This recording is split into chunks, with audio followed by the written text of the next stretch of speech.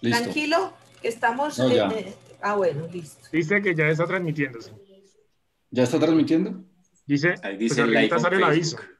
Ahora la reunión se está transmitiendo en directo en Facebook. Bueno, perfecto. Ya me asomo. ¿Puede comprobarlo, por favor? Estoy en eso, estoy mirando.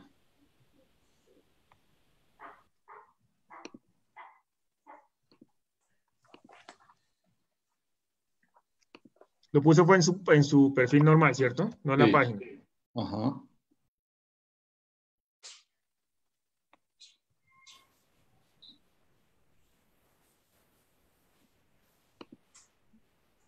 Ujú. ¿Nos escuchan en este momento? Sí, ya estamos efectivamente ya estamos. Ya lo veo, sí. En Facebook.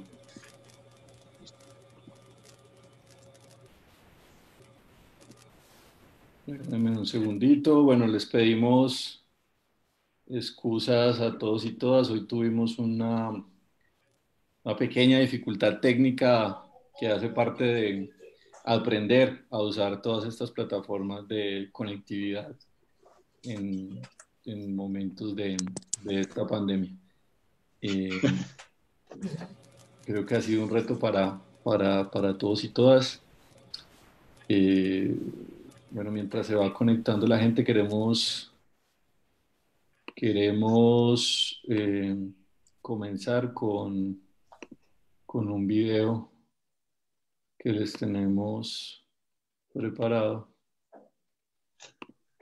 Llevábamos una hora preparando esto. Bajo el peso de una honda emoción, me dirijo a vuestra excelencia, interpretando el querer y la voluntad de esta inmensa multitud que esconde su ardiente corazón, lacerado por tanta injusticia, bajo un silencio clamoroso, para pedir que haya paz y piedad para la patria. Señor presidente, aquí no se oyen aplausos, solo se ven banderas negras que se agitan. Bien comprendéis que un partido que logra esto muy fácil podría reaccionar bajo el estímulo de la legítima defensa. Todo depende ahora de vos. Quienes anegan en sangre el territorio de la patria cesarían en su ciega perfidia. Estos espíritus de mala intención callarían al imperio de vuestra voluntad. No creáis que nuestra serenidad, esta impresionante serenidad, es cobardía. Somos descendientes de los bravos que aniquilaron las tiranías en este suelo sagrado.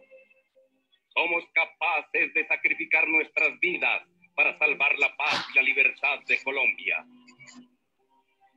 Señor presidente, nuestra bandera está enlutada y esta silenciosa muchedumbre y este grito mudo de nuestros corazones solo os reclama que nos tratéis a nosotros, a nuestras madres, a nuestras esposas, a nuestros hijos y a nuestros bienes, como querríais que os trataran a vos, a vuestra madre, a vuestra esposa, a vuestros hijos y a vuestros bienes. Os decimos finalmente, excelentísimo Señor, bienaventurados los que entienden que las palabras de concordia y de paz no deben servir para ocultar sentimientos de rencor y de exterminio. Malaventurados los que en el gobierno ocultan, tras la bondad de las palabras, la impiedad para los hombres de su pueblo, porque ellos serán señalados con el dedo de la ignominia en las páginas de la historia.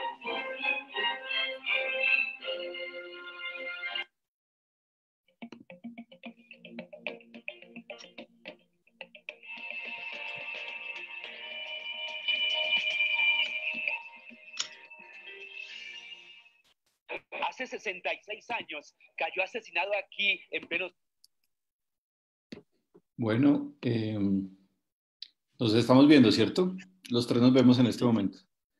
Bueno, muy buenas noches. Mi nombre es David Flores. Le damos a todos y a todas la bienvenida a este Café Esperanza que hemos denominado Memoria en tiempos de crisis. Comenzamos con este video de la oración por la paz. un discurso que hizo Jorge Eliezer Gaitán el 7 de febrero de 1948 en lo que se conoció como la Gran Marcha del Silencio, y que seguramente pensamos que si esas palabras hubiesen sido escuchadas por quienes dirigían el país en ese momento, tanto la dirigencia del Partido Liberal como del Partido Conservador, creemos que quizás la historia de nuestro país hubiese sido seguramente diferente.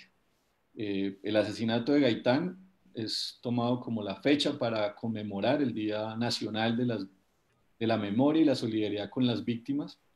Nosotros queremos empezar reivindicando este hecho y tomando el asesinato de Gaitán como uno de los hitos del inicio del conflicto armado en nuestro país. Entendemos y sabemos que no comienza allí el conflicto armado, pero sí es un hito fundamental, porque significa un elemento que ha sido trágico para nuestro pueblo, y es el asesinato de un número importante de líderes y de lideresas políticos, sociales, defensores de derechos humanos, que hoy continúa y que en ese momento en particular significó truncar un anhelo popular de transformación que tenía amplias capas de la sociedad colombiana.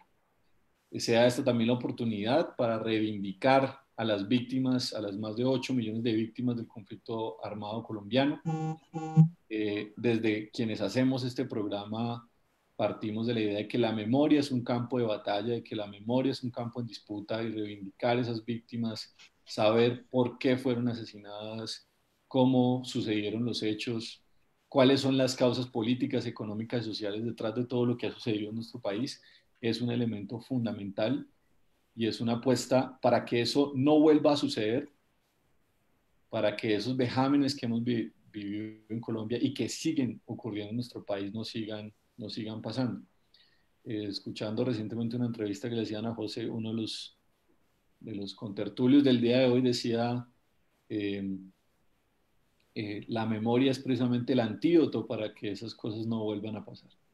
Entonces, en este café queremos recordar eso, queremos reivindicar a las víctimas, nos paramos desde una posición política, por supuesto, y partimos de la idea de que en ese campo de disputa que es la memoria, debemos saber lo que pasó para entender nuestro presente, para darle una forma de comprensión a por qué nuestro país es como es, pero también para quienes queremos transformar este país, para proyectar un país diferente. Sin memoria es imposible hacer eso. La memoria nos sitúa en un lugar político, nos sitúa en un contexto histórico, nos sitúa en un proyecto de sociedad que es, por supuesto, de quienes hacemos este café, y que no necesariamente involucra a, digamos, aquí estoy hablando como editorializando un poco desde quienes organizamos este café. Entonces, para esta conversa tenemos a invitados e invitadas, creo yo, que pueden dar lujo de conocimiento por su trabajo profesional, pero también por su propia experiencia personal, por todo el esfuerzo que han hecho para que la memoria se rescate, sea conocida, sea reconstruida en nuestro país. Entonces, nos sentimos hoy muy afortunados de contar con José Antequera.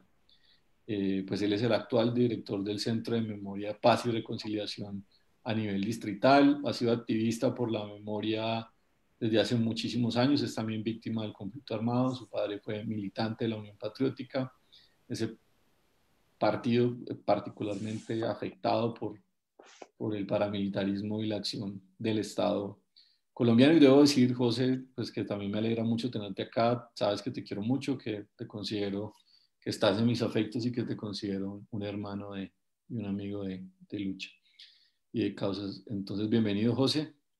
Muchas gracias, David. Yo también te tengo mucho cariño a ti, quiero a este programa en general y a todo lo que han venido haciendo por bastante tiempo.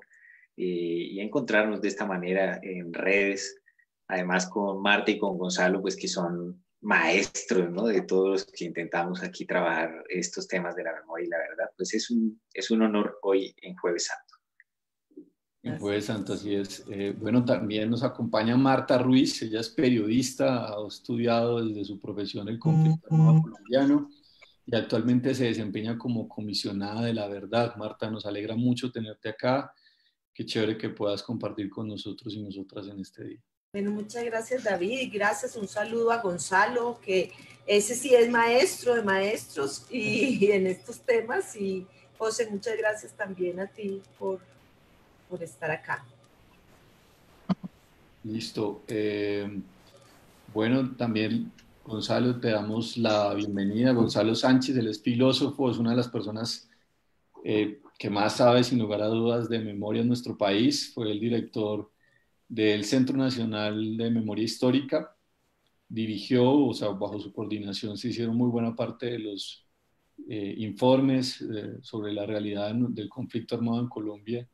Y bueno, nos sentimos supremamente halagados de poder contar contigo el día de hoy, Gonzalo. Muchas gracias por estar acá.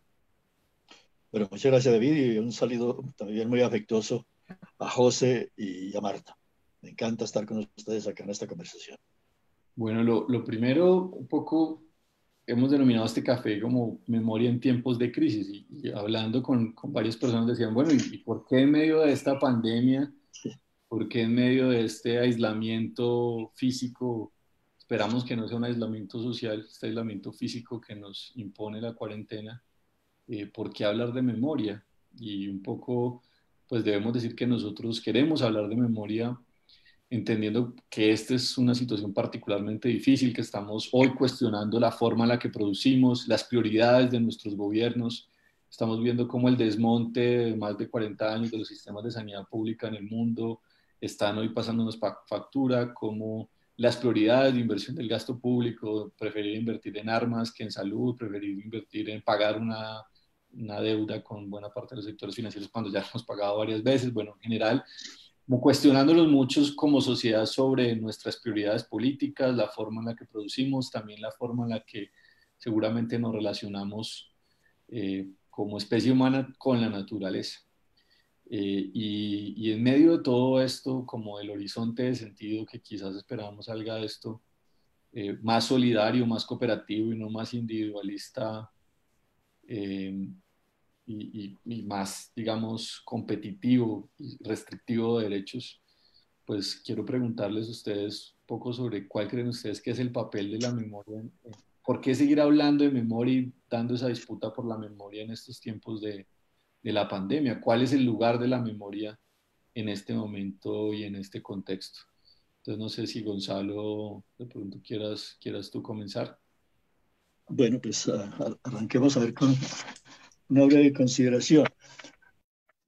Yo partiría de una primera constatación, y es que pues, este evento que nos ocupa a todos hoy como sociedad colombiana, pero también como sociedad planetaria, pues no hay que minimizarlo, obviamente, pero sí es importante constatar cómo esa fuerza invasora que tiene sobre nosotros como individuos, como pueblos y como naciones, la pandemia de pronto nos puede llevar a opacar elementos centrales de la cotidianidad nuestra. Es decir, una de las preocupaciones que yo he tenido y que seguramente muchos hemos tenido y que hemos compartido es cómo es posible que las preocupaciones explicables por esta pandemia universal nos hagan tener, como se dice popularmente, la vista gorda frente a los elementos de violencia que se siguen generando en nuestro país, el asesinato de líderes, el asesinato de excombatientes, etc. Entonces, la pandemia cumple como una función de ocultamiento de unos procesos históricos de conflicto que se siguen produciendo en nuestro país. Pero el segundo punto es que efectivamente estamos insertos en una dinámica universal que no podemos desconocer, una dinámica planetaria que nos sorprende, que nos interroga profundamente en todos los sentidos, y frente a la cual hay una reacción, digamos, primaria, que está muy en el trasfondo de las inquietudes que planteaba David en la presentación, y es como una fuerza natural que lleva a todo el mundo, a muchos sectores del mundo y de nuestros mundos políticos, a negar lo que está pasando y a negarse a enfrentar las preguntas que esto plantea, negándose a enfrentar desde ya y a prepararse para el futuro. Entonces hay una visión tremendamente, profundamente catastrófica de lo que está pasando. Todo se va a destruir, las memorias de todos los conflictos sociales atrás vividos se van a fundir en este miasma de la pandemia y nos toca pensar en un futuro nuevo haciendo borrón y cuenta nueva. Entonces, digamos, hay una primera mirada que es al mismo tiempo derrotista y negacionista de las implicaciones que tiene lo que estamos viviendo. Es negarnos a reconocer que esto que estamos viviendo es un fenómeno, ¿sí?, biológico universal, que nos atraviesa a todos como humanos, pero que también está cruzado por relaciones sociales, por órdenes sociales que se han construido y que, si bien no puede uno decir que son los que producen la pandemia sí contribuyen de manera decisiva a que ésta se expanda, a que no tengamos hoy los recursos sanitarios, hospitalarios para enfrentarla y a que, digamos, tengamos como mucha oscuridad sobre cómo enfrentar el porvenir que se nos viene. Vale, Marta, ¿tú qué sobre no, esta? Sí. Pues mira, yo creo que la pandemia ha mostrado, digamos, ha dejado y ha permitido ver de nuevo ese gran tema que es la enfermedad de este siglo, yo diría, y de todos estos años de capitalismo es la desigualdad. Es decir, y yo siento que el tema de la desigualdad empieza a brotar en todos los escenarios de la pandemia, y que eso tiene implicaciones muy fuertes para las víctimas en Colombia. Yo quiero decir que ahora, por ejemplo, estaba yo leyendo sobre cómo en Estados Unidos, en varias ciudades, la gente que más está muriendo es la gente afro, ¿sí? En Estados Unidos. ¿Por qué? Porque el racismo histórico que ha habido en este país ha marginalizado a la gente. Hablaba incluso la propia alcaldesa de Chicago sobre el horror que es que a pesar de que es una población minoritaria, es la mayor parte de las personas que están muriendo por la pandemia. Y yo creo que en Colombia nosotros tenemos que entender que la desigualdad es digamos, una estructura sobre la cual tanto las pandemias como la guerra se impactan de manera diferenciada a sectores que han sido los sectores marginalizados y los sectores que han estado lejos de un Estado de Derecho. Y yo creo que hay una preocupación muy fuerte por las víctimas, porque las víctimas de este país, de estos 8 millones que tú hablabas, muchas de ellas están marginalizadas en las ciudades. Y decirle a la gente a irles en su casa en medio del hacinamiento, es una cosa muy compleja.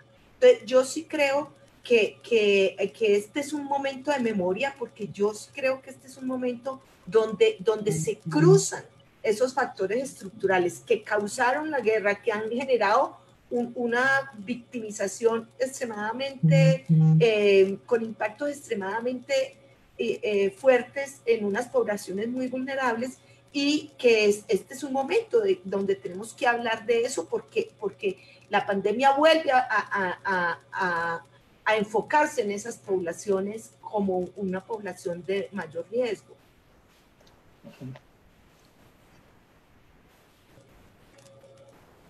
¿Aló? Sí, aló. Es que seguimos con un poco con los problemas técnicos. Les ofrezco disculpa, José. La misma pregunta.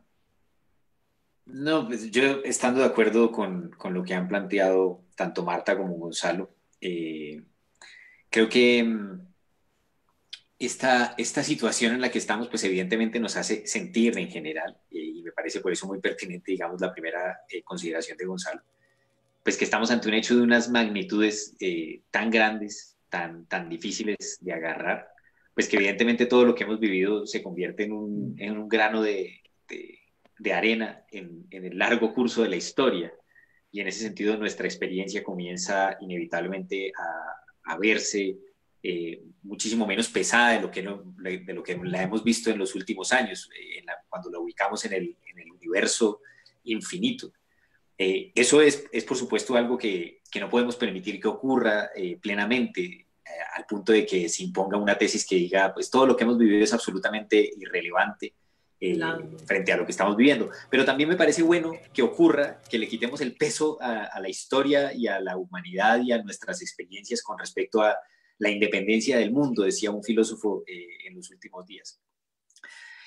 Pero considerando, digamos, esa importancia que me parece que todavía validamos, creo que esta situación en la que estamos viviendo, yo tengo la aspiración de que nos ayude a comprender aún más nuestra historia y nuestra experiencia histórica, particularmente en el caso colombiano con respecto al conflicto armado.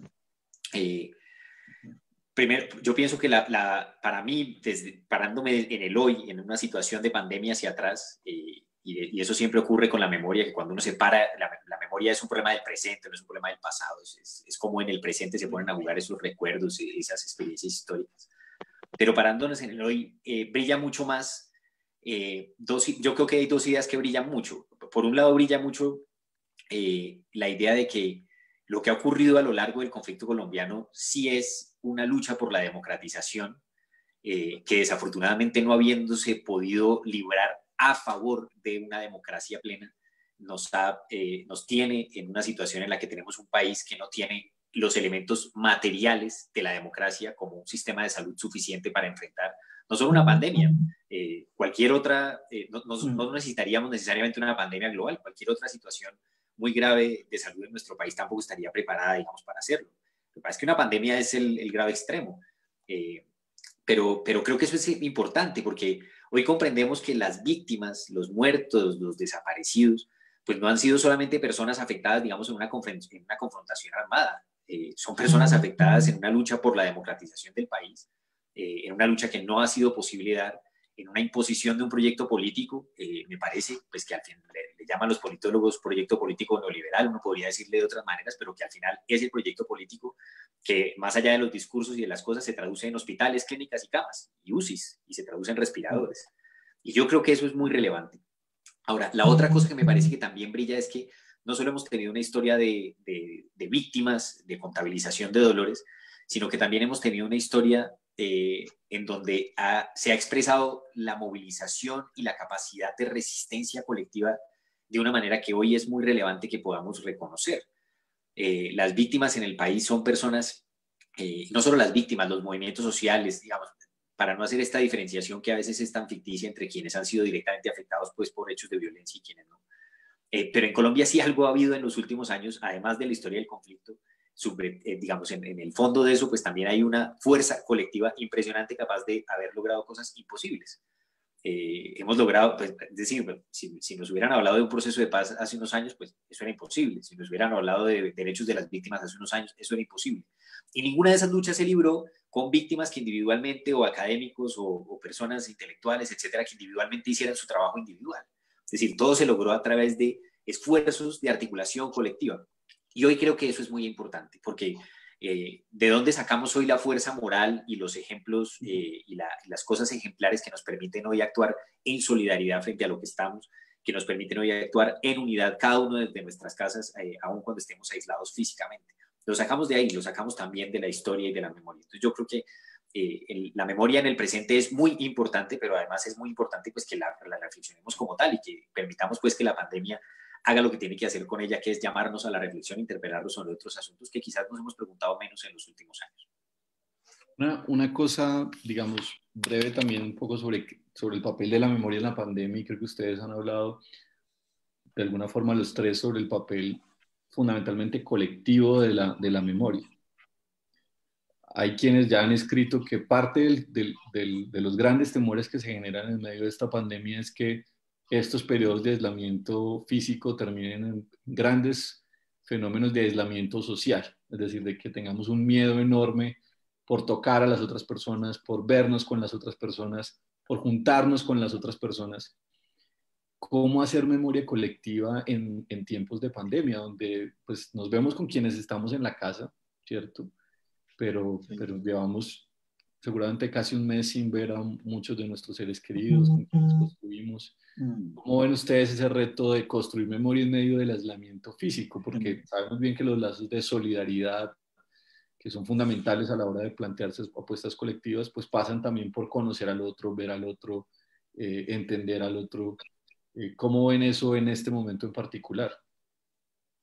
Bueno, meto un poco la cucharada y sí, yo veo como la constatación de un dualismo bastante complejo y que hay que buscarle también las relaciones productivas que pueda tener. Primero lo planteo como problema, después habrá que pensar cuáles son las aristas positivas que nos permitan pensarnos mejor nuestro propio futuro. Hay un primer hecho que pudiéramos llamar, hay un vaciamiento del espacio social primero, ¿cierto? Yo creo que es una de las cosas que más nos desconcierta cuando nos miramos desde nuestro aislamiento, es decir, están vacías las ciudades, es muy impresionante ver las ciudades, no nuestras ciudades, sino las grandes metrópolis del mundo desocupadas, ver las calles desocupadas, saber, porque no vamos, que los teatros están desocupados, que los estadios están desocupados, que los mercados están desocupados, es decir, que los grandes espacios de relaciones humanas de diferente naturaleza están en este momento como en un estadio de suspenso. Entonces, por un lado, sí, ese vaciamiento espacial o vaciamiento social de los espacios, pero por el otro lado, una intensificación o densificación de los espacios privados. Es decir, las casas, los apartamentos, las fincas, los espacios familiares, las redes sociales, las soledades escogidas o impuestas, etcétera, cobran como un nuevo sentido, ¿sí? Y que son estas nuevas densidades, como lo señalaba también Marta al comienzo, de pronto no los grandes lugares armónicos que uno se puede imaginar de refugio, sino que al contrario, ese refugio prolongado, forzado, pues puede ser también un campo de tensiones para el cual todos nosotros como personas, como parejas, como parte de una familia, tenemos que prepararnos para manejarlo. Pero al mismo tiempo, digamos, pensando en términos macros, uno dice, de todas maneras hay que confiar que en dos fuerzas que se ven patentes en el cotidiano hoy, en la información cotidiana de lo que está pasando y dónde están como los centros, digamos, de las rutas de seguimiento a lo que pasa, pero también de posibilidades al porvenir. El primero es la democracia. Digamos que es importante ser conscientes que la democracia está amenazada, obviamente, porque hay necesidad de centralizar medidas. Parecen de pronto que funcionan mejores gobiernos autoritarios que más abiertos, más tolerantes para manejar de inmediato los efectos de la crisis. Y se van creando también unos espejismos sobre los cuales se van montando procesos que ya venían de atrás, digamos, de tentaciones totalitarias, Trump, Bolsonaro, etcétera, etcétera, y de fórmulas. Esto habilita como un estado de excepción permanente, ¿no? Exacto, es un estado de excepción permanente y todo se resuelve entonces vía de las armas fáciles. Leía yo ayer o hoy, por ejemplo, cómo el presidente de Filipinas proponía fusilar a todos los que violaran las normas del encierro.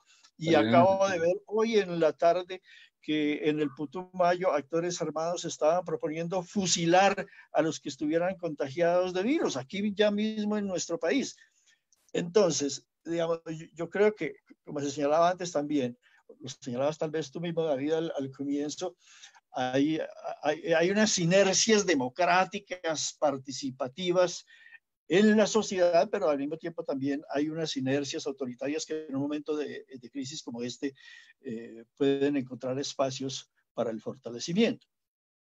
Y sobre todo, y es otro punto que yo quisiera plantear, y esto no es original mío, sino de las reflexiones que uno ha ido leyendo sobre lo que está pasando, uno se encuentra que en este momento y también relacionándolo con esta sensación de brisnas en un universo frágil, todos nosotros como brisnas de ese universo, planteaba José, de cómo estábamos inmersos antes de que esto ocurriera en dos globalizaciones que se veían como dos globalizaciones muy transformadoras, digamos, de nuevas fuerzas de la democracia universal.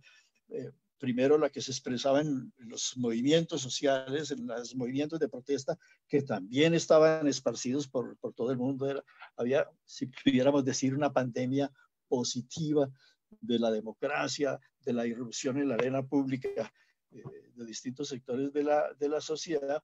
Había también un movimiento pues, menos estructurado, pero sí también latente de los movimientos ambientalistas que nos llevaban a una conciencia también muy fuerte de que la ruta de desarrollo que llevábamos nos estaba llevando y nos está llevando a la autodestrucción y al suicidio planetario. Y nos encontramos con esta nueva globalización que es la globalización de la enfermedad.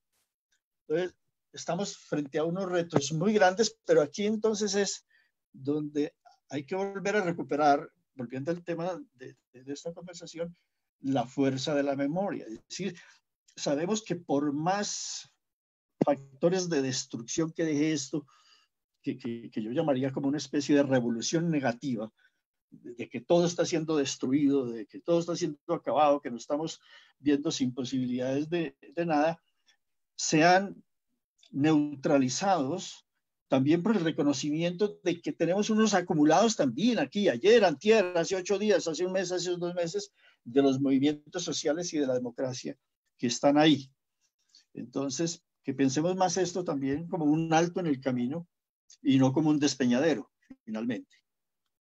Bien, hay otra, digamos, ya pasando un poquito porque la cosa es, en términos de memoria, es muy compleja en este momento, y es que además de estas dificultades que tenemos intrínsecas por la pandemia, por así decirlo, ustedes tres y bueno, en general las organizaciones, las instituciones, las personas, los procesos que luchan por la memoria, hoy hacen su trabajo en un contexto, digamos, de una corriente de negacionismo muy fuerte a nivel mundial y particularmente en Colombia, ¿no?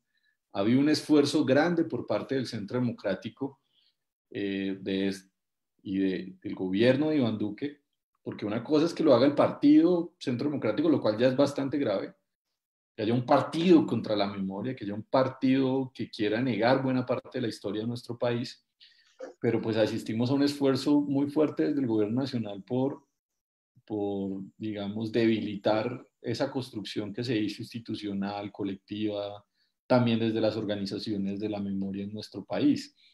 Vemos allí el esfuerzo, por ejemplo, por transmutar el espíritu del museo que se está pensando, lo que hace el actual director del Centro Nacional de Memoria Histórica, lo que pasó con el Archivo Nacional, la desconfianza de las víctimas de estas instituciones, el intento claro de negar que hubo conflicto armado en el país. Entonces, ¿cómo es esto de intentar construir memoria, de recrear la memoria de las víctimas plural, diversa, compleja, no en blanco y negro, como decía Marta Ruiz en una entrevista que leí hace poco de ella, que planteaba que un poco de las dificultades frente a los medios es que esperan que las noticias del conflicto sean abordadas en blanco y negro, los buenos, los malos y punto. Entonces yo quisiera preguntarles a cada uno desde los lugares en los que se encuentra, y quisiera comenzar por Marta, ¿cómo es estar en la labor de la Comisión de la Verdad, una institución que además, como ser parte del sistema integral, ha sido tan atacada, digamos, un esfuerzo grande por quitarle presupuesto, por estigmatizarla, por debilitarla en este papel y en este reto tan grande que tienen en estos 3 años de su mandato? Marta, no te escuchamos, tienes el micrófono apagado en este momento.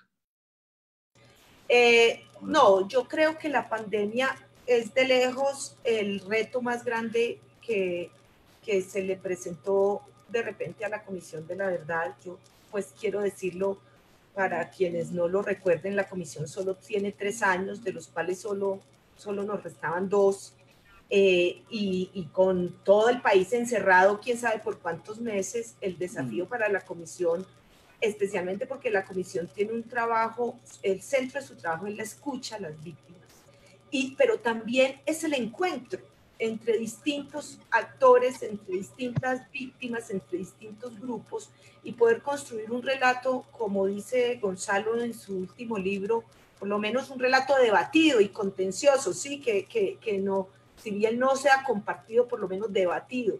Y es muy difícil, es un desafío muy grande pensar que nosotros vamos a pasar el resto de este año en esa palabra tan horrible que es distanciamiento social, porque es una palabra que en sí misma es tenaz. Pero yo quisiera hacer una reflexión también un poco que tiene que ver con esto del negacionismo y de la construcción de memoria, pero que me retrotrae a la pregunta anterior.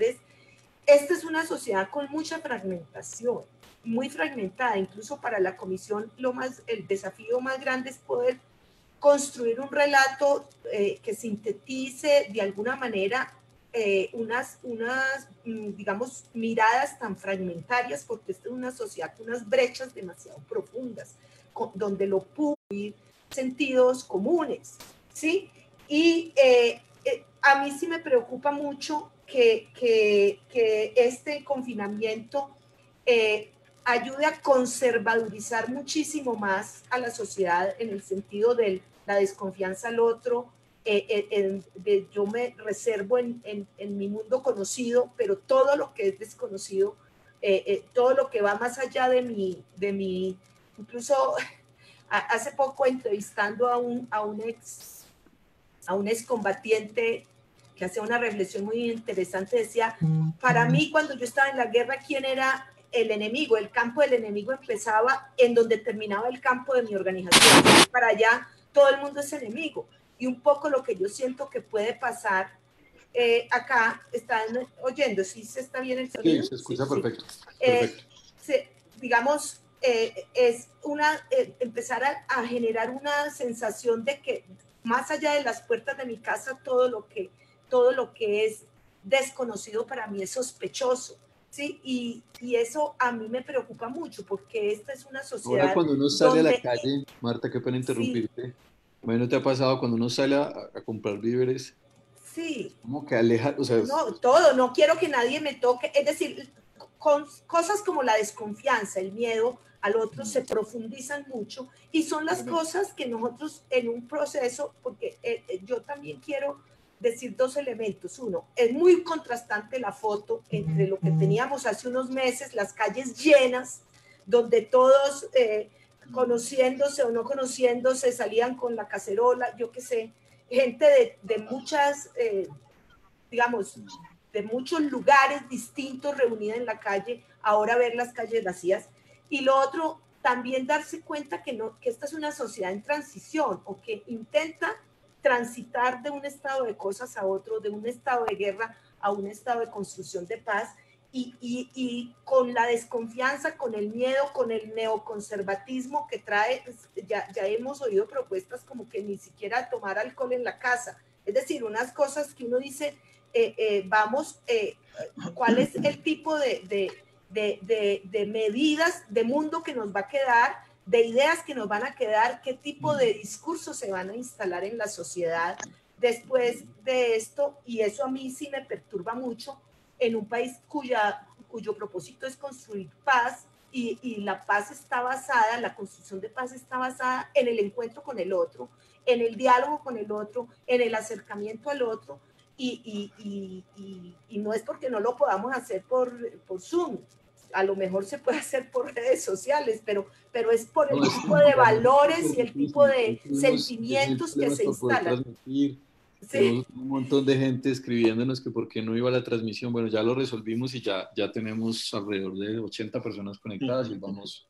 Sí, pero el problema es los sentimientos y las emociones y que se instalan en una circunstancia como esta, en una sociedad, que son todas muy, muy adversas a la construcción de paz. Entonces hay que contraponer a esa energía, digamos, conservadora, una energía mucho más de construcción colectiva, Y eso es lo que yo creo que es el desafío, pero Marta, no me pregunte la comisión cómo lo está haciendo, porque estamos intentando entender nuevamente cómo es el cambio, porque nosotros, claro, les digo, tenemos muy poco tiempo. Sí, pero yo meto un poquito la cucharada ahí con lo que dice Marta. ¿Me oyes, Marta? Sí, te oigo, perfecto. Sí, que yo veo también que lo que plantea José está haciendo cara de que no, bueno, no sé qué te está haciendo, hay una cara rara ahorita. No, de que está haciendo una situación muy loca, o sea, sí, es cara de eso, es cara de quién se le va a ocurrir que en medio de la creación de la Comisión de la Verdad en Colombia, si alguien nos hubiera dicho, lo único que no han considerado es que iba a haber una pandemia global, y todos, sí, se nos hubiéramos reído, ¿no? Pues, pero, sí. Total. Claro. Pero yo quería decir simplemente que es muy distinta la manera como se puede plantear para una institución de corta duración. Es decir, claro que hay que como graduar la gravedad de los impactos, ¿no? Para instituciones de larga duración o de larga proyección, digamos, la JEP o la unidad de personas dadas por desaparecidos, pues tienen unas temporalidades distintas. Es decir, pueden atravesar el río ahora y recomponerse y pensar que tienen todavía el tiempo para recomponerse y toda la sociedad para recomponerse. Pero sí, quiero compartir la preocupación de Marta, digamos, para el trabajo de la comisión con los tiempos que tienen, porque los efectos, obviamente, de esto no van a ser de un mes o 2 meses, sino que van a ser de muchos meses y los van a acompañar hasta el final de su propio mandato. Entonces, yo diría, Marta, a la comisión sí le va a tocar un poco reinventar un poco su manera de operar, porque esta manera de la conversación pública en la que estaban ustedes, de los espacios de convivencias regionales y demás, eso obviamente ya no es posible, no va a ser posible, porque sí, esto va a ser una sociedad llena de miedos, va a ser una sociedad llena de miedos, no solamente por lo que venía, sino para cosas para las cuales hay que prepararse. Digamos, los efectos sociales, digamos, de la elevación potencial de la violencia a la sociedad post-COVID-19 van a ser muy complejos de administrar, muy complejos de administrar. Entonces, sí, a mí me parece que la pregunta fuerte que nos está dejando Marta es, si era complicado hacer memoria en medio del conflicto, ¿cómo es de complicado además ahora hacerlo en medio del reino de la desconfianza? En medio del reino de la desconfianza, en todos los niveles. Voy con José. Dificilísimo, pero no, yo no tengo respuestas, obviamente no tengo respuestas, como Marta nadie las tiene, pero sí son las preguntas que se tienen que hacer es, ¿cómo seguir esta ruta en el año que les queda? Si no va a ser esa de la conversación en las regiones, pues va a tocar recurrir a esto de las plataformas y demás, y a concentrarse más, perdónenme, pues que me meta así tan de frente en el tema, a concentrarse más que en la dimensión participativa de la comisión, en la función redactora de la comisión, del informe. Gonzalo, voy con José. No, yo creo que Gonzalo plantea una pregunta práctica que entiendo que además dime. ¿Me escuchas? Dime. No quiero, porque digamos... Encauzar la pregunta, sí, porque tú quieres que hablemos de Darío Acevedo, pero espérate un momentico. quiero decir lo siguiente, y es que las dos visiones, de tanto la de Gonzalo como la de Marta, que las comparto en mucho, son muy preocupantes, ¿no? Y ahí sí, tú lo ves así digamos, sí, a eso iba. Es que pues, Gonzalo entiendo que plantea, digamos, una preocupación que le inquieta también en términos prácticos, pues porque al haber sido director del Centro Nacional de Memoria Histórica, comprende bien las vicisitudes de lo que significa capitanear una institución en concreto, ¿sí? Y cómo la labor de hacer memoria es al mismo tiempo el capitanear una institución, digamos, de este tipo. Pero me parece que ambos están coincidiendo en una pregunta, que es la que se está planteando aquí, y es una serie de fuerzas democratizadoras, si se quiere, las fuerzas de la movilización social, las fuerzas que se expresaron en el 21N, las fuerzas que están en la Comisión de la Verdad, las fuerzas de las víctimas que vienen queriendo participar, las fuerzas de los movimientos sociales, las fuerzas de quienes vienen construyendo memoria, se enfrentan a la pandemia. Y entonces la gran preocupación que creo que comparten ambos es, ¿y esas fuerzas sobreviven después de la pandemia como tales, como esas fuerzas que vienen siendo? O no? O la pandemia lo que hace es, crea unas nuevas dinámicas de aislamiento social, de temor de unos a los otros, etcétera, que hacen que como tales ya no se puedan expresar. Entonces, las marchas, las conmemoraciones, la participación, las audiencias, etcétera. Yo sobre eso, personalmente, simplemente creo, primero, que la condición humana es una condición de actuación colectiva. Y eso, hasta el momento, no ha habido nada en la historia que lo frene. Es decir, ni la Segunda Guerra Mundial, ni las pandemias anteriores, ni la gripe española, ni la peste negra, ni el SIDA han logrado eliminar del todo eso que es parte de la condición humana, ¿sí? que es razón de ser por la cual somos seres humanos y no animales, digamos, como los otros animales, porque también somos animales. Pero allí el lenguaje, allí la construcción colectiva, allí todo lo que ha ocurrido. Entonces creo que eso es imparable, pero no me parece pues menor. Creo que efectivamente es cierto que esto está produciendo y va a producir cambios en el modo como realizamos esa acción colectiva democratizadora. Pero todavía creo que es temprano para poder prever cuál va a ser el modo, porque eso depende también de fórmulas de solución. Entonces voy a decir cosas que son especulativas. Si la pandemia del COVID-19 se controla por la vía de descubrir una vacuna, como las vacunas que existen, que se les aplican a todos, prácticamente todos los niños, digamos, en el mundo. Bueno, por supuesto que hay cientos de miles a quienes no tienen acceso a eso, pero que son muy, muy expandidas. Sí, la pandemia de la tuberculosis se le aplica a niños en el mundo, creo que hablaban de cifras pues gigantes, de miles de millones de niños al nacer. Pues ya además es como una obligación muy propia de todos los estados en la mayoría de los países, pues evidentemente se logra controlar a un punto en el que eso deja de ser un obstáculo, digamos, fundamental para que lo consideremos en nuestras relaciones sociales. Si la pandemia se controlara, como se ha controlado el SIDA, que es, no encontramos la cura para el SIDA, pero les tenemos el condón, pues evidentemente eso varía las relaciones, y el SIDA varió nuestras relaciones. Antes del SIDA los hombres tenían 2 familias, y tenían familia oculta, sí, y de eso sabemos de nuestros padres y sabemos de muchas cosas, etcétera, y tenían 2, 3 mujeres. Después del SIDA esas cosas han cambiado y las relaciones se reconfiguraron, evidentemente. Entonces, yo lo que creo es todavía está temprano porque no sabemos cómo se va a resolver la pandemia y eso va a ser absolutamente determinante en el modo como esto va a poder seguir ocurriendo.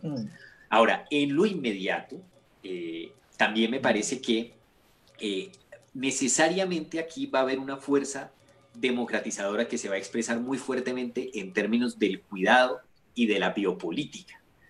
Y eso efectivamente va a significar una afectación para quienes trabajamos en función de la memoria y la verdad, porque va a ser difícil sostener, aunque nosotros lo sabemos, nosotros sabemos la importancia que tiene la verdad y la memoria en términos simbólicos, culturales, de relato histórico para todo esto, pero va a ser difícil en términos de la agenda pública posicionar temas como los que nosotros manejamos cuando los temas fundamentales sean camas, hospitales, accesos a respiradores como tema fundamental.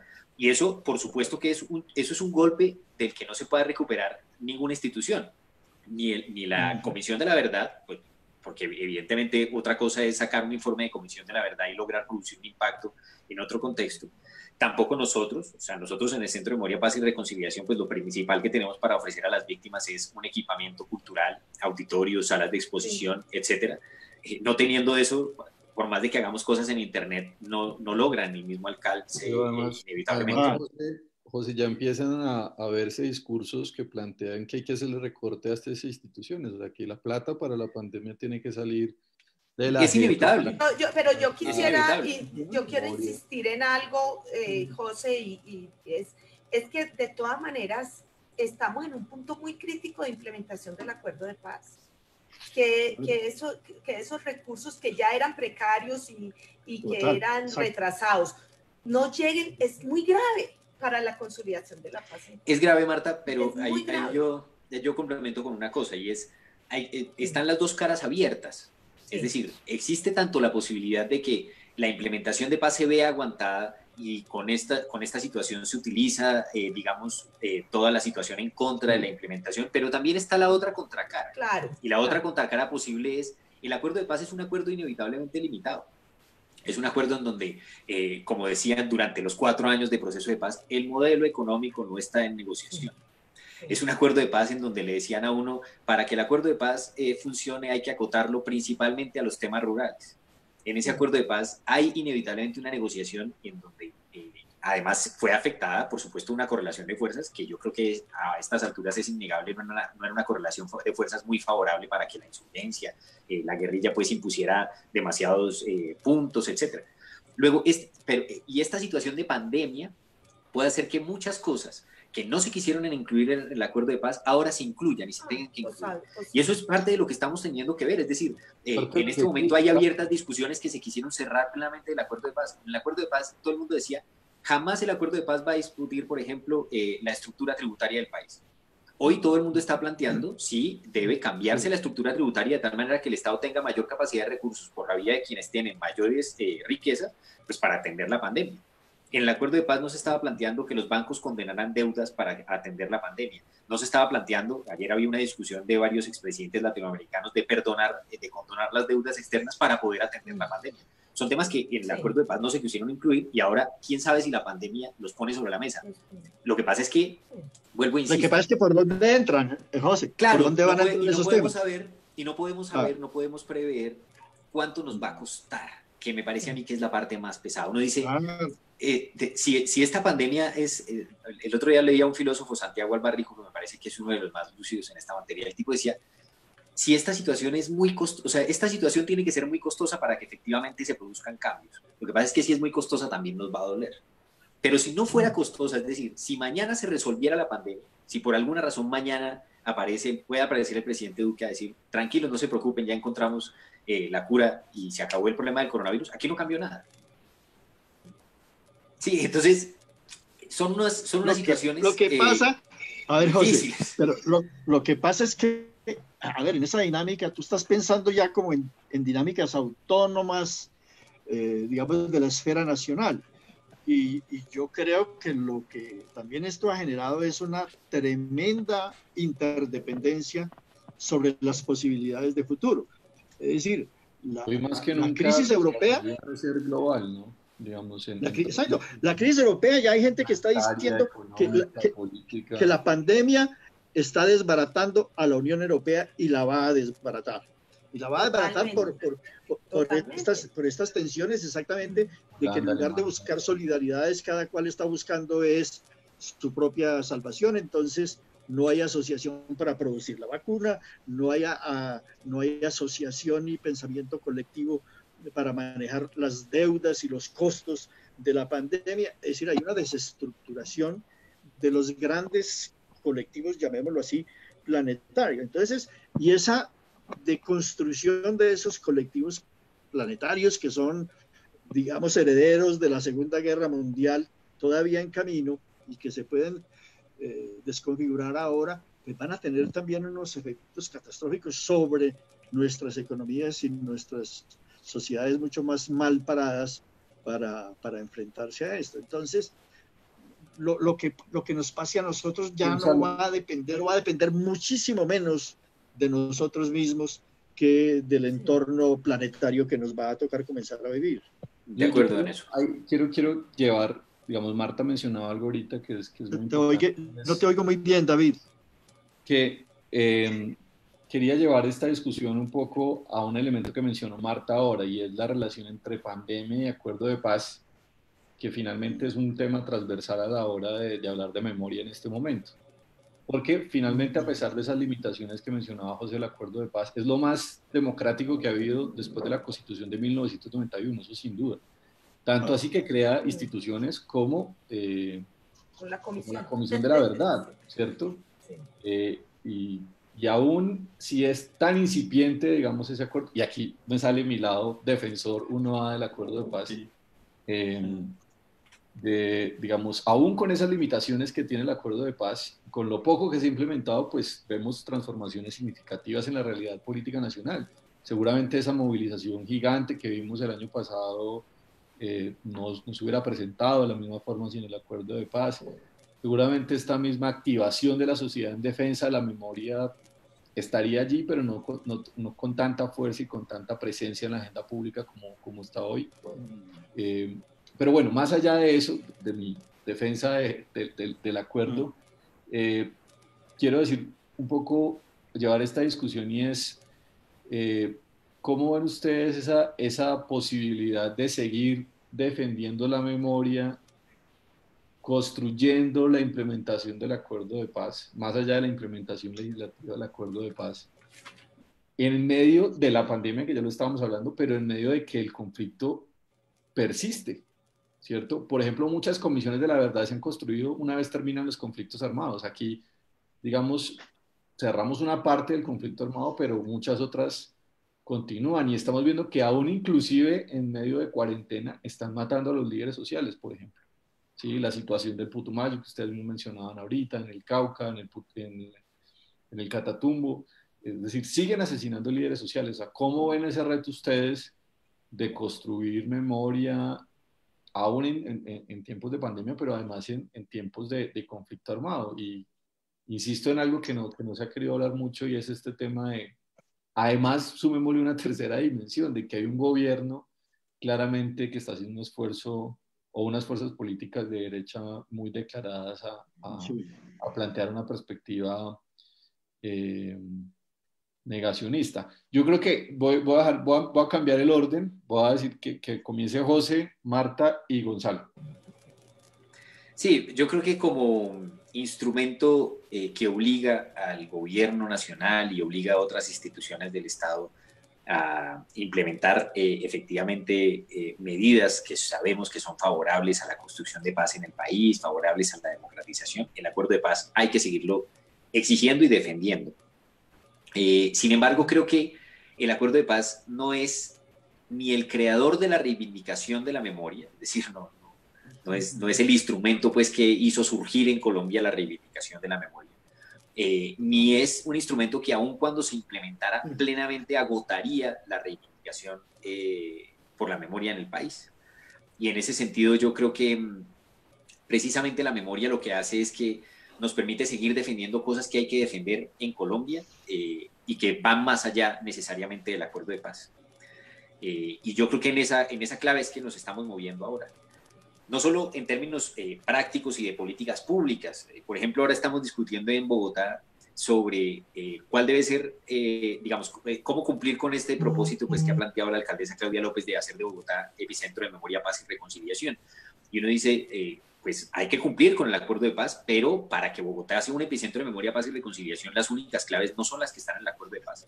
Hay cosas que están en otros instrumentos jurídicos y hay cosas que no están en otros instrumentos jurídicos, pero que una ciudad como Bogotá, grande, que ha logrado, digamos, hacerse más democrática que muchos territorios del país, puede lograr y puede avanzar sobre ellos, aun cuando no estén en el acuerdo de paz. Incluyendo, por ejemplo, la creación de un PDET en una región urbana, en donde uno puede llamar a la participación y a la construcción participativa del desarrollo. Entonces, desde esa clase de discusiones hasta discusiones ideológicas y profundas más fuertes, que a mí me parece que son discusiones que hay que dar en este momento, que insisto y vuelvo, digamos, a la situación en la que estamos, y es que si algo nos está demostrando este momento es que hay cosas que tenemos que empezar, que tenemos que defender, y que no porque el acuerdo de paz no las diga y no las incluya, no lo dejamos de hacer. Y entonces, yo digo que si algo está clarísimo en el mundo hoy, es que si en los últimos años, en las últimas décadas, hace 40 años, nos vienen diciendo, según la doctrina, que los estados deben reducir su tamaño y en ese sentido reducirse pues a lo policial, reducirse a otras cosas, y que ciertos servicios públicos básicos, ciertos derechos básicos como la salud y la educación admiten privatización, yo creo que hoy eso está quedando absolutamente negado. Entre otras cosas porque la pandemia no hay que interpretarla como digamos, una cosa terrible que nos pasó, pero que todo bien, que esto lo vamos a superar.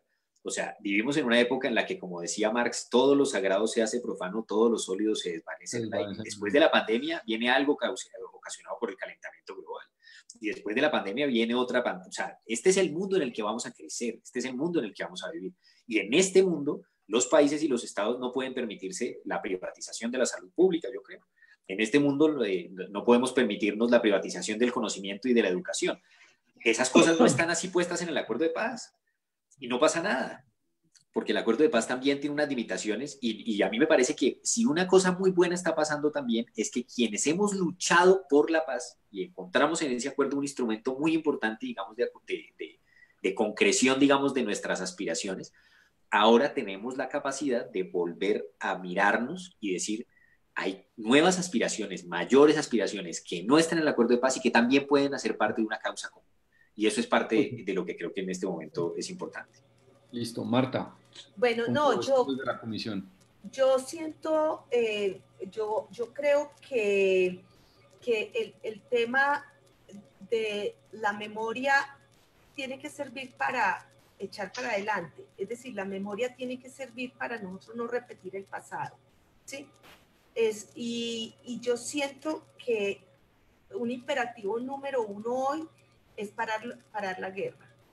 Y casualmente, en medio de la pandemia, el ELN decretó un cese del fuego, cosa que no había pasado y se empieza por lo menos se da un margen de posibilidad de frenar de alguna manera ese conflicto con el ELN, lo cual, digamos, es un objetivo que se está buscando desde hace tiempo y no había ninguna señal positiva. Sin embargo, es muy complejo y yo tengo muchas preocupaciones también con la frontera de Venezuela.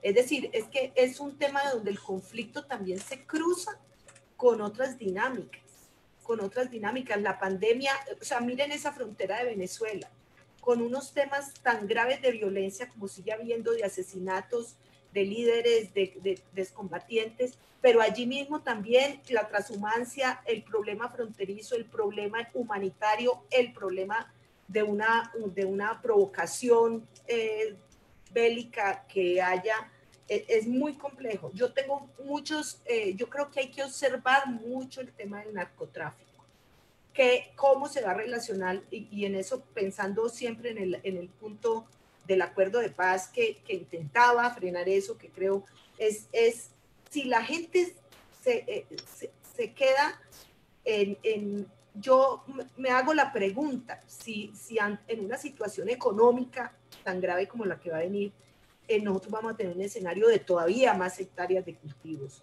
o vamos a tener un escenario de un lavado de activos desmesurado porque va a entrar, ese es el capital que va a entrar a la economía, va a ser el de los capitales del narcotráfico. Es decir, yo creo que allí pueden pasar muchas cosas, es decir, que hay muchos desenlaces posibles a partir de ahí, pero lo que más me preocupa es el silencio, es decir, me preocupa, yo soy periodista y yo estaba muy sorprendida de que después de que murieron 23 personas en una cárcel acá en los primeros días de cuarentena, pero además hubo 82 heridos, eso pasó.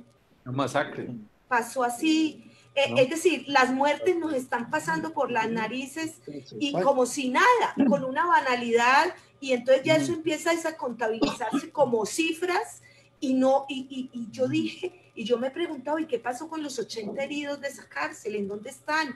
¿Qué pasó? No hay noticias sobre esos temas. Es decir, es un tema que la agenda no está registrando una cantidad de cosas que están pasando. Entonces, a mí eso sí me parece la copa del negacionismo.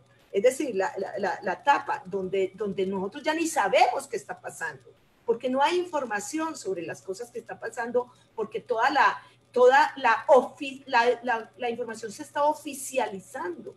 Es decir, ni el Congreso siquiera está funcionando, ¿sí? Entonces, a mí sí me parece que sí hay un riesgo enorme, y en términos de conflicto armado, un riesgo enorme de que yo no quiero ser como dramática, José, tú eres más optimista que en esta, pero yo sí creo que hay un escenario muy, muy proclive, si no ponemos las alarmas y si no hacemos, para que haya no solo una posibilidad, es un control, pero la otra posibilidad, como decía Gonzalo, es que grupos armados en los territorios,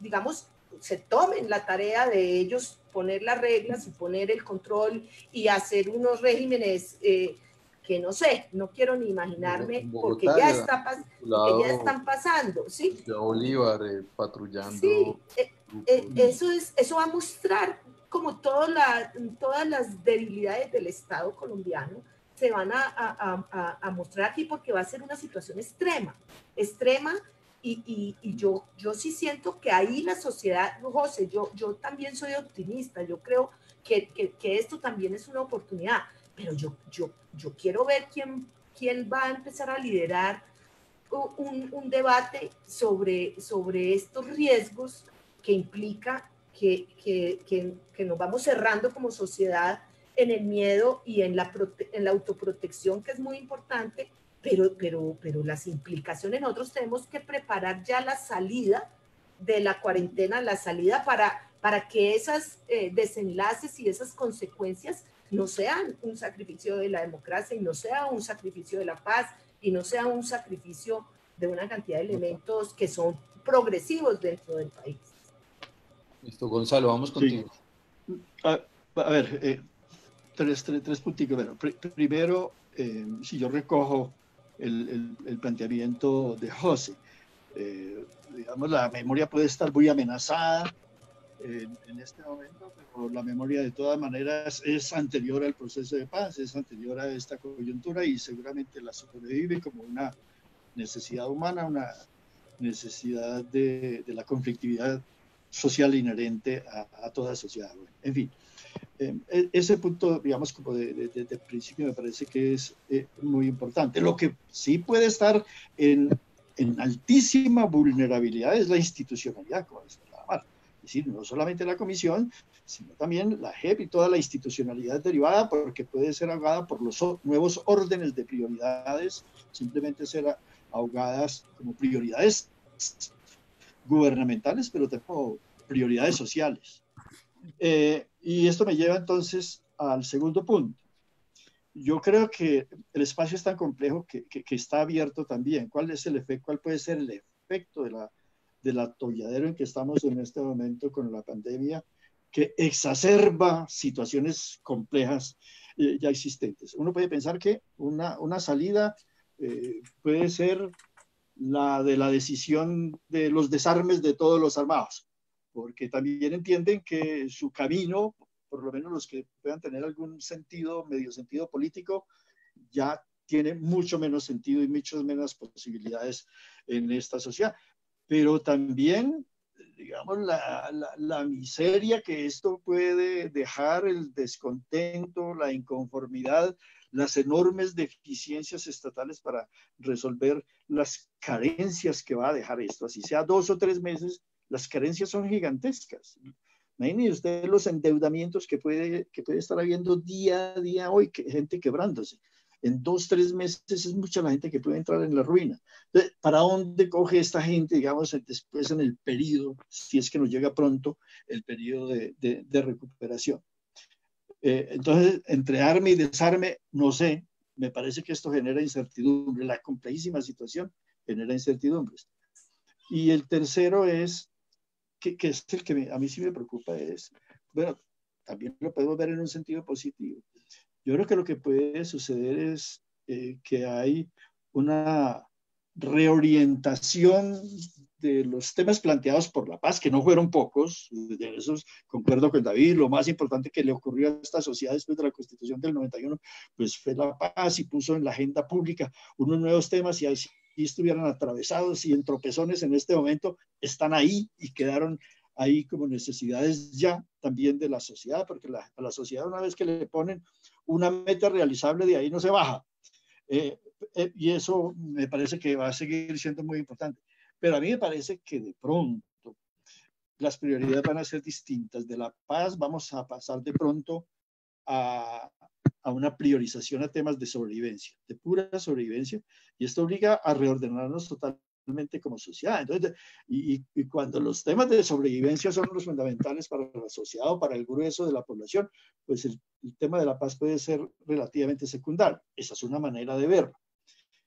También creo que está la mirada, como decía Marta, optimista de José, y es que el hecho de que el achicamiento de las posibilidades de la paz lleve a la expansión, digamos, a la necesidad de plantearse problemas más de fondo de sociedad que no se han planteado y que dejaron de plantearse incluso en la oportunidad misma del proceso de paz, pues sean una nueva oportunidad para interrogarse mucho más profundamente sobre esta sociedad y adoptar medidas mucho más duraderas.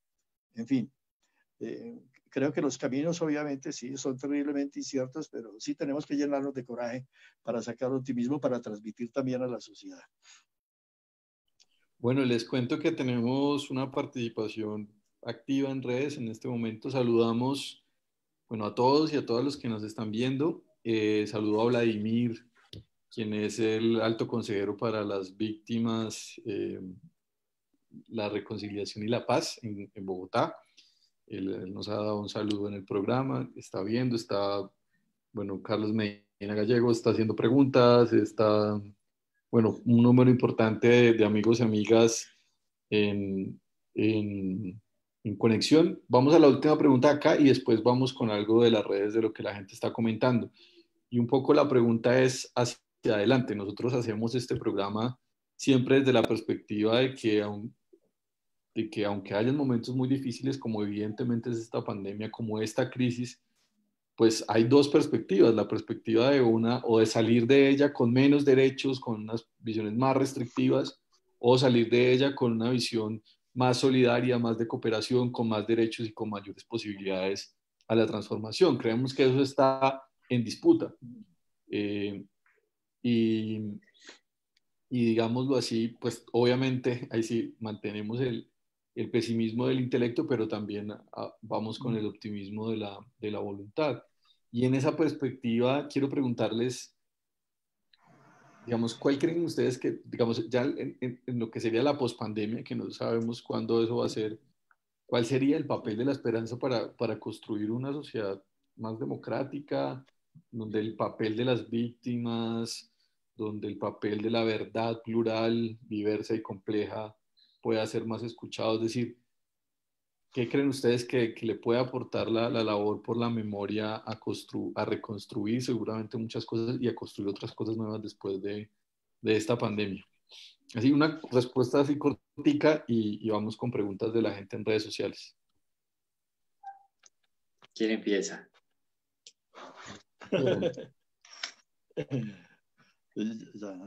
Dale. Bueno, entonces José, dale. No, pues mira, la verdad, yo siempre he tenido un grave problema con la cuestión de la esperanza. Por muchas razones, pues que ahora sería largo explicar, pero recientemente una periodista brasilera logró poner en un texto la sensación que me produce y lograr clarificar mi posición al respecto. Es una periodista que se llama Eliane Brown, que les recomiendo mucho, que también trabaja en torno a la memoria, pero la trabaja sobre la base de que estamos en un tiempo en el que lo que viene es una generación de la desesperanza. Y cuando digo una generación de la desesperanza me refiero a que creo que estamos viviendo un tiempo en el cual ya no nos podemos permitir tener una expectativa de cambio aguardada, que generalmente brilla frente a todos los problemas. Creo que estamos teniendo un tiempo en el que más bien, como están diciendo los personajes, pues hasta desde Greta Thunberg hasta otros tantos más, en el que lo que se está imponiendo es tener la certeza de que es que no hay esperanza, no hay alternativa. El mundo ya no puede ser un mundo en el que lo malo es medio malo y lo bueno ojalá ocurra. No hay alternativa porque el cambio y la posibilidad de que, que vivamos de una manera diferente se impone. Es condición de supervivencia, es de eso de lo que estamos hablando, es ese el escenario en el que estamos. Es diferente, digamos, a pensar en una lógica de alternativa y esperanza, pensar en esa lógica de imposición por la supervivencia. Incluso creo que es interesante porque cuando uno lo pone en esos términos, esas preocupaciones que uno puede tener acerca de que un Estado pueda ser autoritario y más recorte de derechos y mala acumulación de poder, yo creo que lo que se está imponiendo de alguna manera, lo que estamos viendo de alguna manera es que aún esas pretensiones de mayor autoritarismo, esas pretensiones de mayor concentración de poder van a terminar siendo letales, terminan configurando una necropolítica. No solo condenan a millones de personas al asesinato, también terminan por condenar incluso a las personas que tienen mayores recursos a tener una vida de muerte. Si algo estamos viendo con el coronavirus es que llegó por los aeropuertos y hay más casos en Usaquén de los que hay en Ciudad Bolívar. Así que me parece que esa es una lógica con la que yo pienso ahora. Y en ese sentido cada vez pienso menos en el pesimismo de la inteligencia y el optimismo de la voluntad, que a mí me encanta esa frase de Gramsci, la he utilizado muchas veces, y pienso más en, todavía no tengo la frase que lo sustituye, pero sí la energía, y es, tenemos que hacer lo que tenemos que hacer. No nos podemos permitir ahora no ser militantes de la vida. No nos podemos permitir ahora no ser militantes por los derechos humanos. Todo el mundo tiene que volverse un activista por los derechos humanos. Ya esto no es como una cosa que hacen unos y los demás observan cómo lo hacemos y miran. Ojalá les vaya bien y tenemos esperanza de que de pronto gane. Todo el mundo tiene que ser ahora un activista a su manera por los derechos humanos. Todo el mundo tiene que ser un activista por la verdad. Todo el mundo tiene que ser un activista por la vida, por los derechos, etc. Y simplemente creo que desde la memoria, pues eso es lo que aprendemos. Es decir, si algo surge de la memoria, si algo como tenemos como experiencia, no es solo lecciones buenas, cosas pues importantes, la esperanza de las luchas que han ocurrido, sino también lo que no puede seguir pasando, no solo en términos de violaciones, sino también en términos de nuestra actitud social. Y no solo, y me refiero yo a que hagamos una crítica muy seria a cómo socialmente hemos tenido, pues a veces una actitud de eso, que espera que las cosas siempre sean mejores, y que no necesariamente es la que se impone en nuestro momento en el siglo XXI, en donde estamos amenazados de sobrevivir. Lo que se impone ahora más bien es que tengamos la actitud que no tuvimos en el pasado, y es esa actitud decidida de que las cosas tienen que cambiar plena y absolutamente para que vivamos en el planeta y el planeta viva. Gonzalo.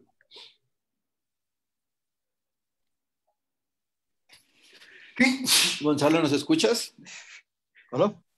Gonzalo, ¿nos escuchas? Sí, te escucho un poquito mal, pero sí, te escucho. Bueno, en relación a tu misma pregunta, digamos, sobre cómo mirar el futuro. Bueno, yo diría este futuro hay que mirarlo a partir de lo que tenemos y de lo que teníamos. Algo de esperanza, sí, yo creo, algo de esperanza en el hecho de que a esta pandemia la cogió esta sociedad, particularmente la nuestra, la colombiana, como una sociedad altamente movilizada, altamente participativa, en contraste con un gobierno de tendencias autoritarias, pero muy débil, y que va a salir mucho más débil incluso de la pandemia, porque yo creo que a todos los gobiernos autoritarios les va a suceder lo mismo que a Trump, que finalmente van a tener que limar muchísimo sus arrogancias frente a la verdad de los científicos, frente a la verdad de los analistas sociales y demás, que plantean otras miradas, que plantean otros tiempos, otros modos de gestionar la crisis. Entonces, sí, yo en ese sentido creo que tenemos un punto de partida importante, amenazado obviamente con las dimensiones también de lo que se pueda venir. Y sí, yo creo que lo otro sí es un acto de fe. Yo creo que el contexto nos desafía como analistas y como militantes de la memoria, como militantes de la verdad, como militantes por las víctimas, como militantes del cambio en esta sociedad.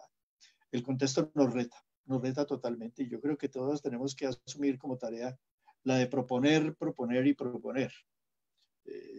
Yo creo que los caminos son inciertos, pero no podemos renunciar a no buscar soluciones. Yo creo que es el momento ese de pensar soluciones ya, porque es que el problema está ya, y las salidas que tenemos que pensar son para allá. Vale, Marta. Marta, tienes el micrófono apagado. Yo creo que sí, yo sí tengo esperanza, porque yo creo que yo estoy pensando nomás en imágenes. por ejemplo, ayer antier circulaba la imagen del Nevado del Ruiz, visto desde Bogotá, claritico. Es decir, tenemos por primera vez los cielos despejados. Y yo creo que eso sí tiene que inducir unas reflexiones en todo el mundo, las está induciendo unas reflexiones sobre la sociedad que tenemos. Es decir, no es mentira que este pare es como un pare que también es una posibilidad de sentarse a decir, venga, esto, yo no creo que el mundo va a ser igual después de la pandemia. Por ejemplo, me parece que la reflexión sobre el papel de los estados y del mercado es algo que ya venían diciendo los especialistas académicos, pero que ya esto es una cosa que te lo pone de frente. Es decir, no son las corporaciones privadas las que van a responder por la gente en una situación de estas, ¿sí?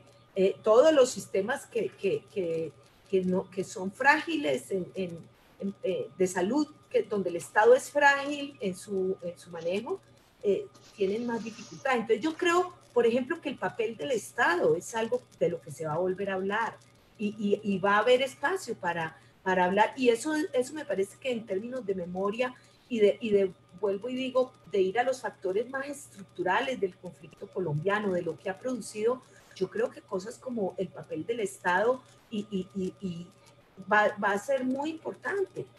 Yo reflexiono, por ejemplo, sobre el papel de los campesinos realmente.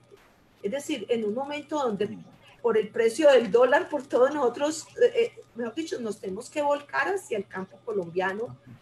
Estas son cosas que dejan, sí, estas son como pequeñas cosas que te van, pero que yo creo que somos nosotros, digamos, quienes creemos en las posibilidades de un cambio, que Colombia tiene que ser mucho más democrática, que podemos animar una conversación sobre eso, pero yo sí veo unos temas que allí permiten hacer reflexiones y retomar reflexiones que estaban aniquiladas porque eran consideradas ideológicas, ¿sí? Total. Bueno, les comparto algo de lo que, 3 preguntitas. Carlos José Díaz dice, las universidades tienen una función social y transformadora. Siendo una de las víctimas integrales y cuidadora de la memoria, ¿cuál debe ser su rol en el contexto actual? ¿Cuál es qué? El papel de las universidades. El papel de las universidades, es que no me deja ver, listo.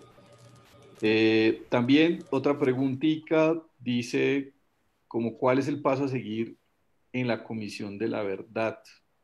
Creo que esta es una pregunta muy dirigida a Marta.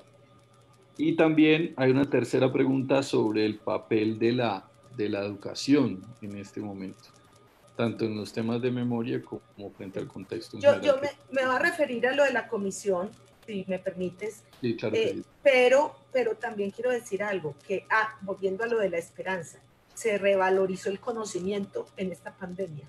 Es decir, el conocimiento es algo que vuelve a tener un lugar importante y fíjate lo que acaba de decir Gonzalo, es decir, los gobiernos tienen que tener al lado al científico, a la mejor universidad.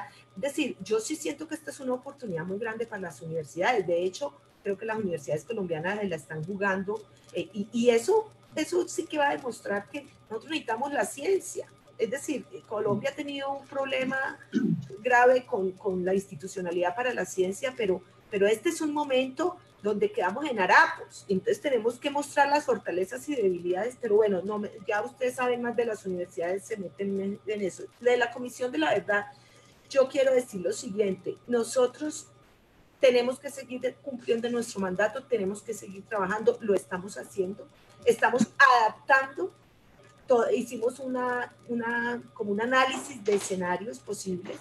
Marta, una pregunta ahí para que lo incluyas. ¿Ustedes han pensado en solicitar una prórroga al mandato, por ejemplo? No hemos pensado en eso.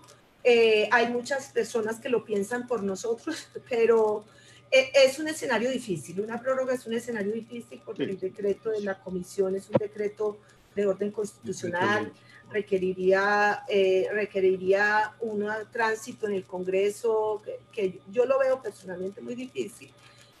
Pero no puedo tampoco descartarlo. Lo que yo digo es, nuestra tarea es cumplir en el tiempo que tenemos el mandato, adaptarnos a la situación. Es digamos, la mayor esfuerzo es adaptarnos para seguir trabajando en medio de estas restricciones y cumplir el mandato, y sin duda, como dice Gonzalo, pues tenemos que moldear algunos de nuestros métodos, de nuestras maneras de hacer las cosas, pero la comisión sigue para adelante y va a cumplir su mandato con la pandemia encima, porque siendo que, y estamos buscando la manera de, por lo menos hasta diciembre, adaptarnos a métodos como este, adaptarnos a que vamos a tener que hacer las cosas de manera muy distinta a como las hicimos hasta ahora.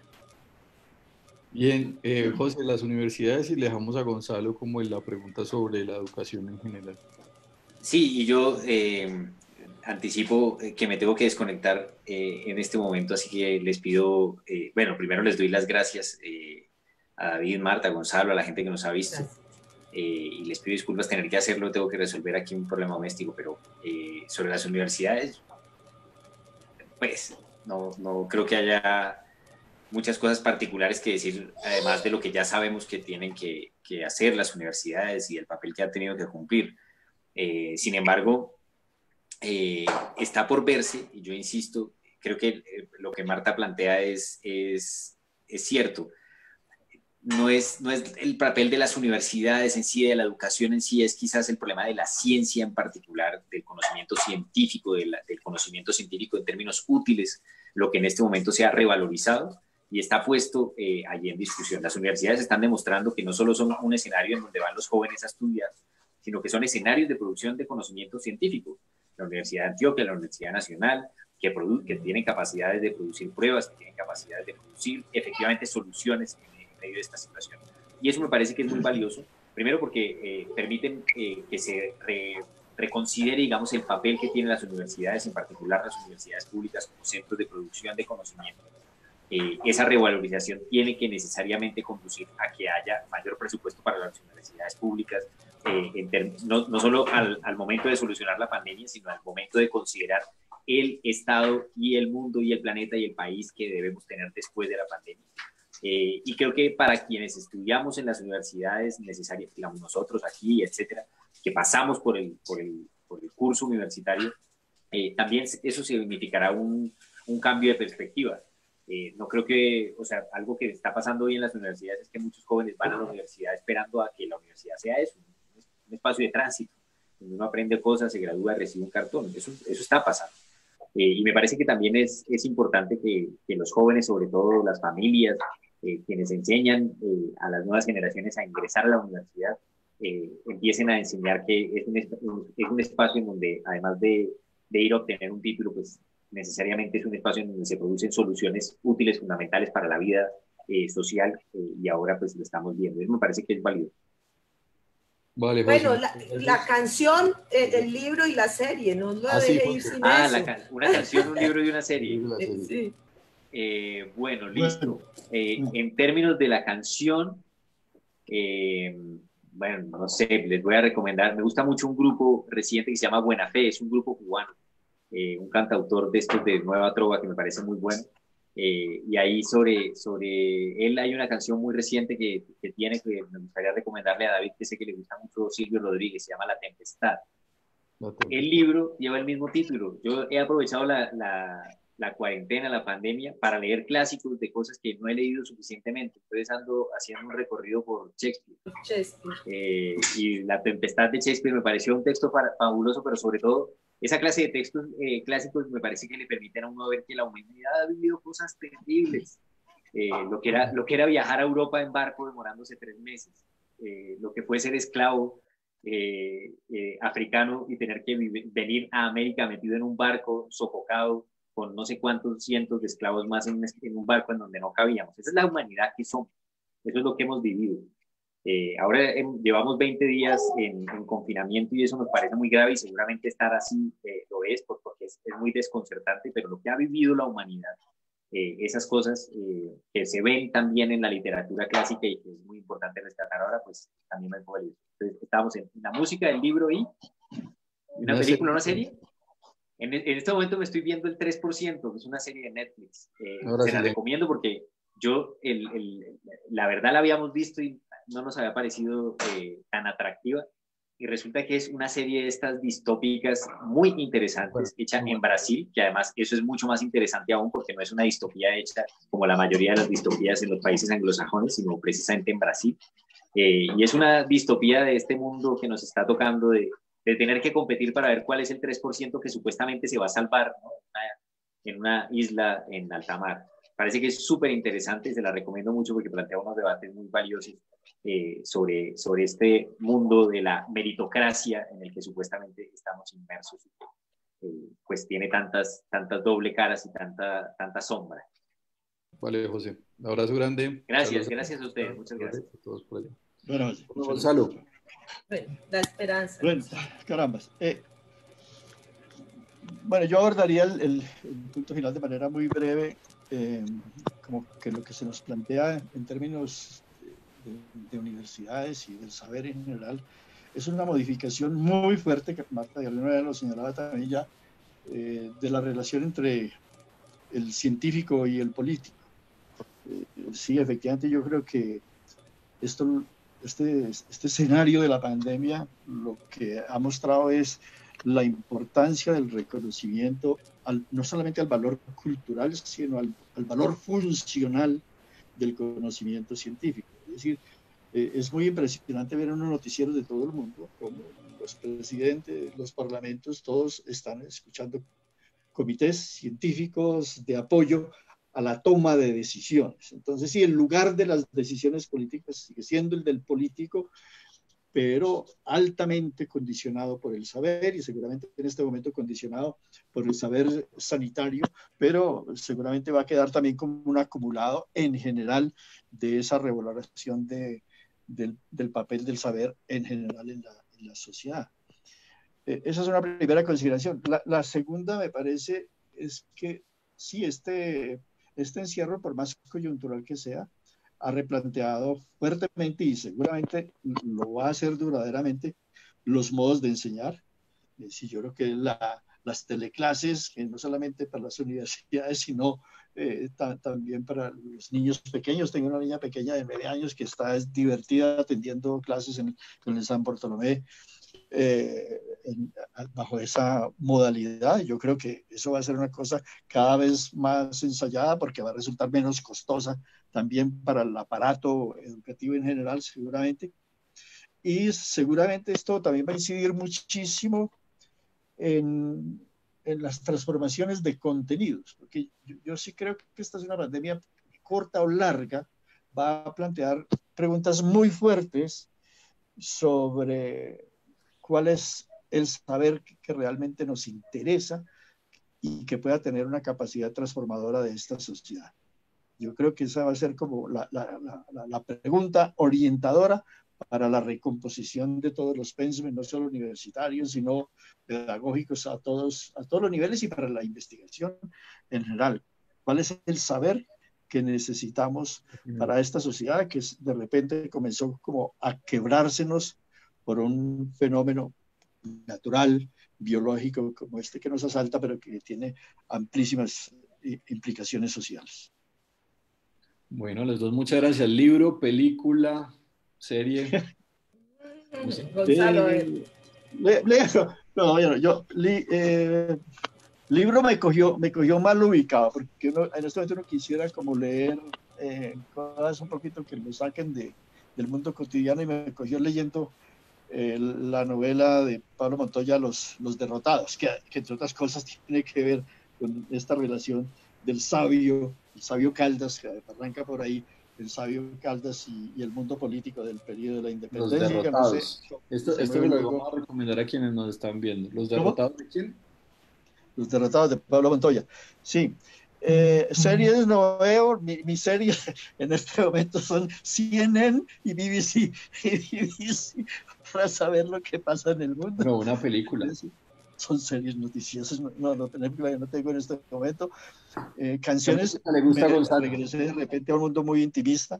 Estaba escuchando justamente antes de entrar aquí en línea con ustedes, estaba escuchando a Otis Redding con These Arms of Mine. Estos brazos míos. Apenas para el recogimiento interior. Yo voy a hacer un acto de lambonería. Voy a recomendar el libro de Gonzalo, que aquí lo tengo. Lo recomiendo mucho. Especialmente el primer capítulo me ha sido muy útil, lo tengo fotocopiado y lo regalo a todo el mundo, sobre las memorias en tiempos de polarización. Es muy iluminador.